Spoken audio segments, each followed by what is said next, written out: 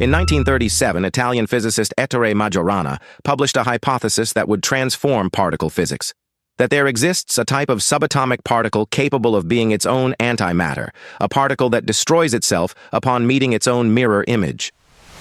A year later, in 1938, Majorana boarded a ship from Palermo bound for Naples and never arrived. No body, no conclusive farewell note, no trace of his existence thereafter.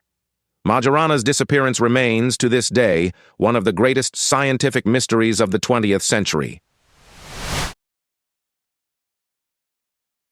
On June 2, 2026, at the Microsoft Build conference in San Francisco, Majorana's name resurfaced, not in the context of physics history, but as the name of Microsoft's latest generation quantum chip, which claims stability 1,000 times greater than its predecessor. The international physics community's response to the announcement was sharply divided. Some called it a significant breakthrough in quantum computing. Others argued the chip had never been proven to work, and Scientific American captured that skeptical position in a headline that directly challenged Microsoft's claims. If the pattern in this story feels familiar, it's worth following ruang macro from here. The next analysis will explain why the physics community is fracturing at precisely this most critical moment.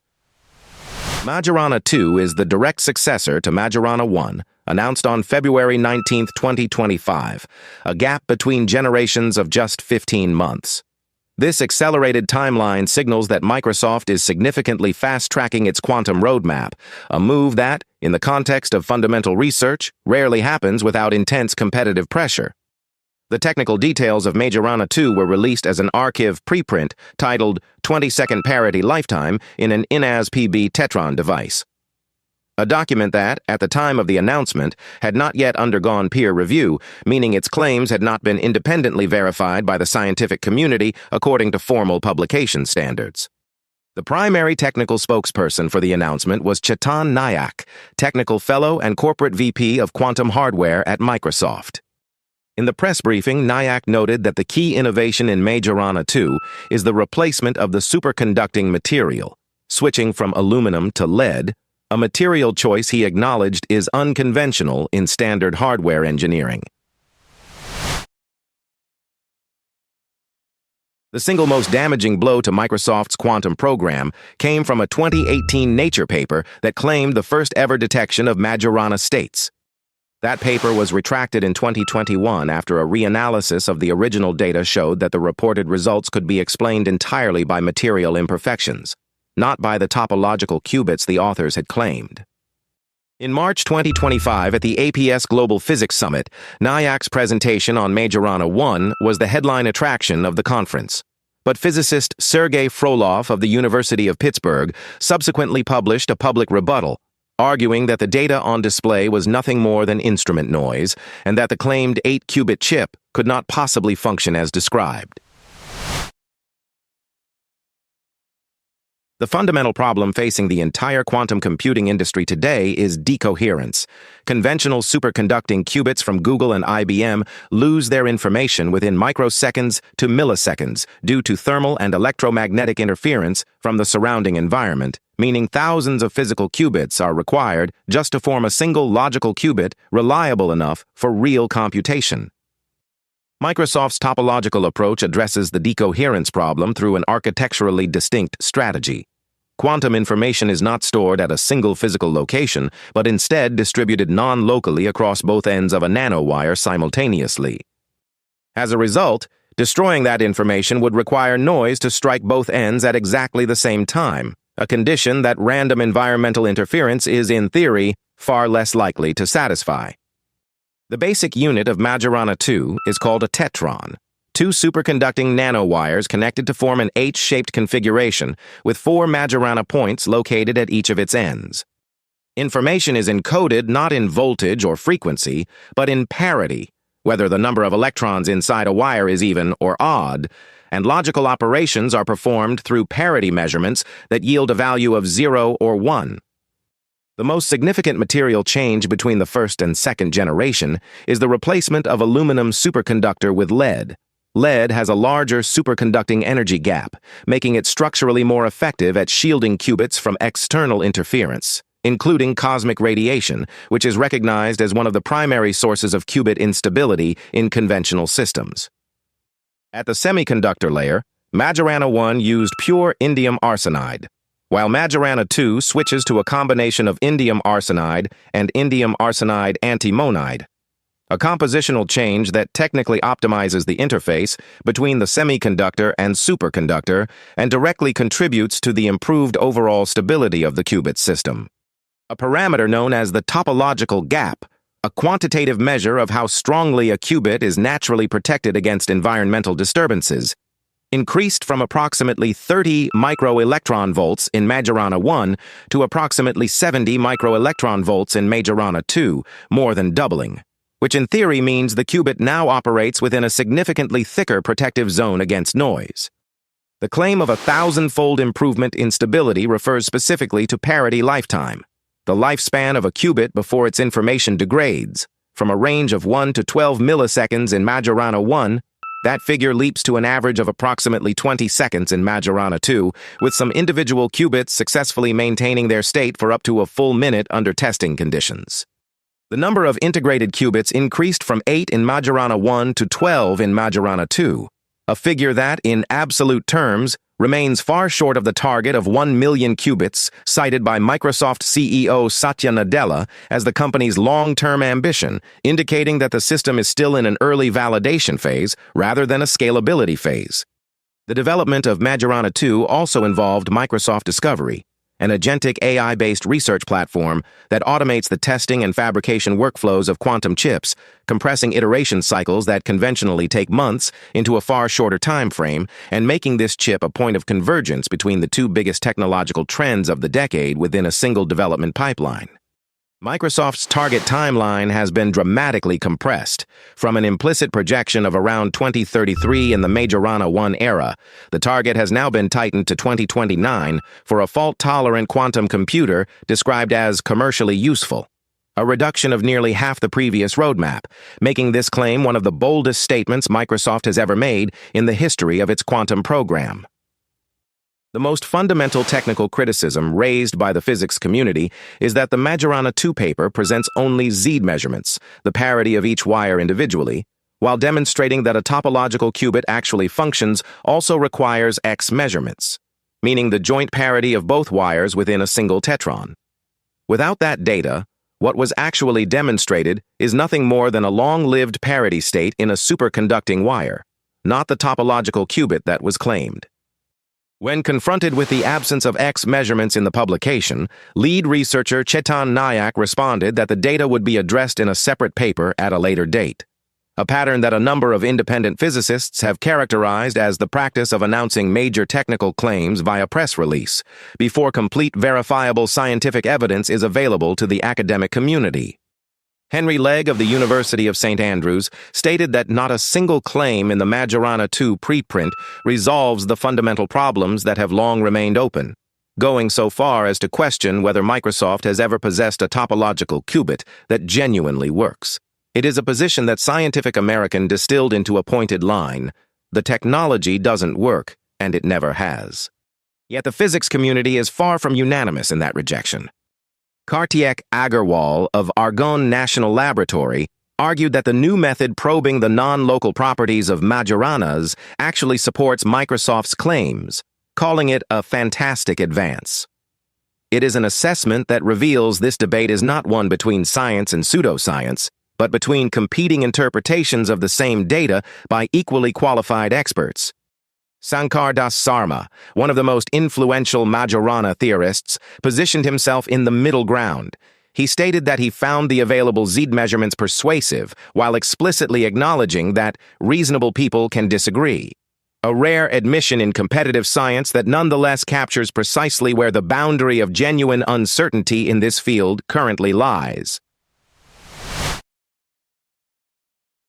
While Microsoft's topological controversy was unfolding, Google announced the Willow 105 qubit chip in late 2024, claiming the first verified quantum advantage through the quantum echoes algorithm, roughly 13,000 times faster than classical supercomputers for certain molecular simulations, using a conventional superconducting qubit approach that is fundamentally different from the topological architecture Microsoft has been pursuing.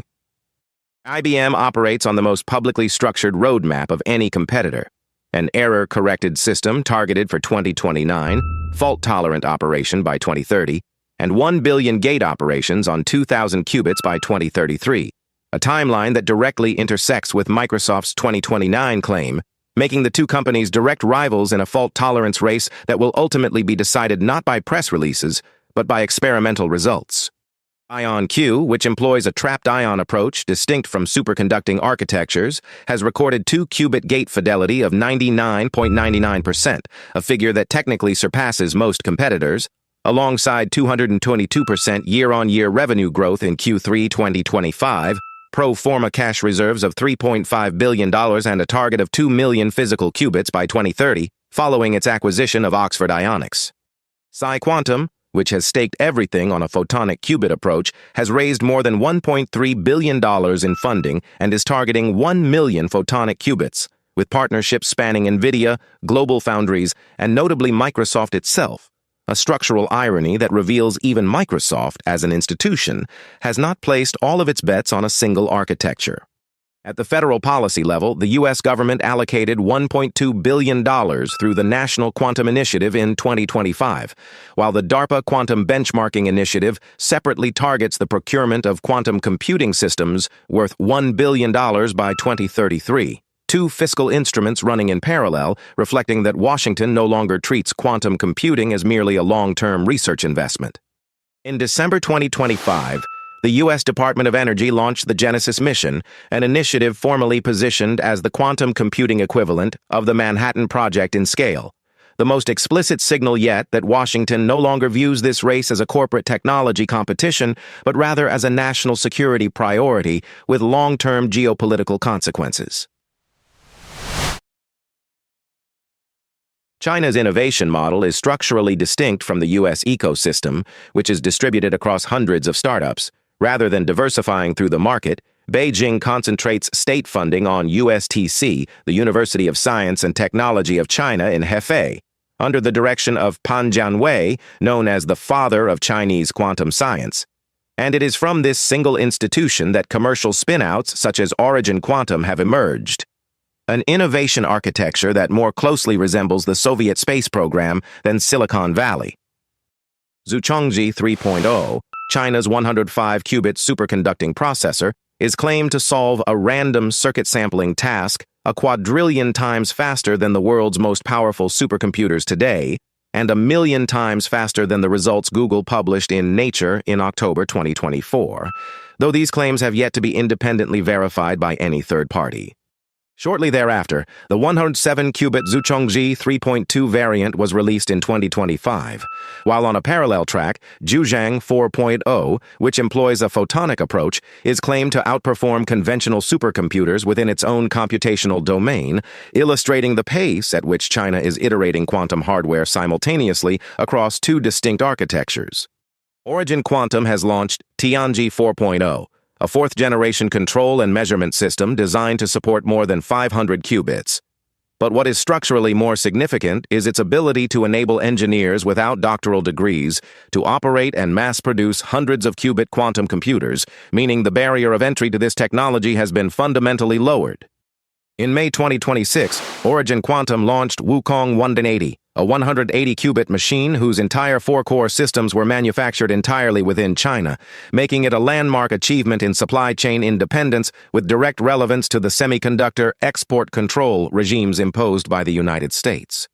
The previous generation of the Wukong Quantum Cloud platform had already recorded more than 20 million access sessions from 145 countries, a figure that demonstrates China is not merely building domestic hardware capabilities, but is actively consolidating a global quantum user ecosystem that binds research institutions and industries from around the world into its own infrastructure. In February 2026, Origin Quantum released Origin Pilot, the first quantum computer operating system made freely available for public download, a move that reflects a strategy of building global quantum software ecosystem standards from the ground up, following the historical pattern in which technology platform dominance is often determined not by hardware, but by the software layer that achieves adoption first. Origin Quantum, signed an agreement to establish a quantum computing center in Malaga, Spain, a move that physically plants Chinese quantum infrastructure inside European Union territory, carrying geopolitical implications that extend well beyond ordinary business expansion, touching on questions of data sovereignty and the region's dependence on strategic infrastructure. In the first quarter of 2026 alone, Chinese quantum investment was recorded at CNY 2.2 billion, a figure that nearly matches the total investment for the entire year of 2025, signaling an exponential funding acceleration pattern that correlates directly with the intensifying technology rivalry between China and the United States. Tianyan 504, a 504-qubit system released in 2024, was reported to rival IBM and Google Willow systems on a number of key metrics. However, like the majority of quantum performance claims from China, independent verification has not been conducted, and the analytically appropriate position is therefore to maintain methodological skepticism applied symmetrically to all claims that have yet to pass third-party audit. Following the debut of Origin Tianji 4.0, Microsoft publicly warned that quantum computing is a race the United States cannot afford to lose, a statement from the world's largest technology corporation that implicitly acknowledges China is no longer a future competitor, but a present capability threat already operating at a scale that demands an institutional response. The threat most frequently cited in quantum computing discussions is the Q-day scenario, the hypothetical moment when a full-scale quantum computer becomes capable of breaking RSA 2048 encryption, which currently protects global banking systems, military communications, and digital infrastructure worldwide. But Microsoft's 2029 target is a commercial machine for materials simulation and drug discovery, a bar that is far lower than an RSA breaking machine, which theoretically requires millions of functional physical qubits. The more pressing threat, one already unfolding today, is the strategy known as harvest now, decrypt later. A number of state actors are believed to be actively harvesting encrypted data right now, stockpiling it to be decrypted once quantum capabilities eventually mature. This is precisely why NIST in 2024 finalized its first post-quantum cryptography standards, and the migration of global cryptographic systems is already underway at an institutional level, not merely in the realm of hypothetical planning. At the policy level, the United States Department of Commerce has imposed export controls on quantum computing components and technologies, a move that mirrors the structural pattern we have already witnessed in the semiconductor chip war, where deeply layered and highly specialized supply chains became a geopolitical battleground in their own right, far transcending ordinary corporate rivalry. If Microsoft's topological qubit approach proves operationally valid, the implications for Google and IBM are structural rather than merely competitive. Both companies have invested billions of dollars in conventional superconducting architectures that require massive error correction overhead, a path that could prove to be a dead end should topological qubits genuinely demonstrate intrinsic resistance to decoherence. The contrasting innovation models of the United States and China raise an institutional question that remains unanswered. The U.S. diversifies its bets by funding topological, superconducting, trapped ion, and photonic approaches in parallel through a combination of market forces and federal budgets, while China integrates state, university, and corporate actors into a single centralized ecosystem. The open and empirically relevant question is which model proves more efficient at achieving full-scale fault tolerance. From this entire analysis, we can map three concrete scenarios. First, if Microsoft is right and the 2029 target is met, topological qubits will dominate and both Google and IBM will be forced into major structural pivots. Second, if Microsoft's claims once again fail to materialize, 2 decades of research and billions of dollars in investment risk being squandered while conventional approaches and China take the lead. Third, if real progress occurs but the timeline slips, Microsoft remains relevant as a technical contributor without becoming the sole winner. And that, based on the long history of quantum computing, is precisely the most likely scenario. If the question of which arrives first, a competitive market or a concentrated state, feels unresolved, that's because it is. Subscribe to Ruang Macro to follow stories like this, at the intersection of technology and geopolitics, on a regular and in-depth basis.